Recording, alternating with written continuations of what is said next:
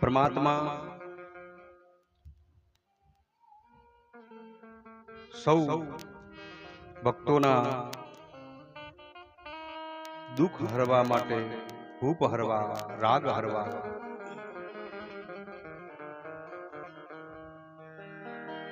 અહમ હરવા માટે અને સંતોનું, ગાયોનું, સૌનું રક્ષણ કરવા માટે આ ધરતી ઉપર અવતરે છે. આમ તો પરમાત્માનો જન્મ થતો જ નથી. મનુષ્ય અન્ય જીવો કર્મવશ એમને આ પૃથ્વી પર આવવું પડે છે. જીવોને એમના કર્માનુસાર એમને જીવન મળતું હોય, એમને યોની મળતી હોય, પણ પરમાત્મા એમની ઈચ્છા અનુસાર આવે છે. ભગવાનનો ક્યારે જન્મ ન થાય, બ્રહ્માનું પ્રાગટ્ય થાય. બ્રહ્મનું હંમેશા પ્રાગટ્ય થાય. બ્રહ્મનું ક્યારે જન્મ થતો નથી.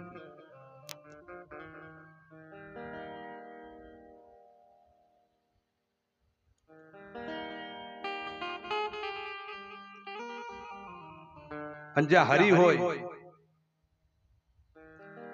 ત્યાં અનેક જાતના સંગમો થતા હોય.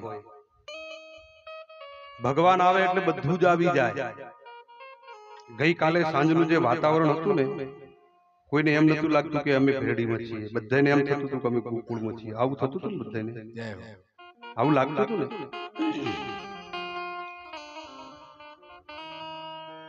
એટલા માટે કહેવાય છે કે હરિ અનંત, હરિ કથા અનંતા.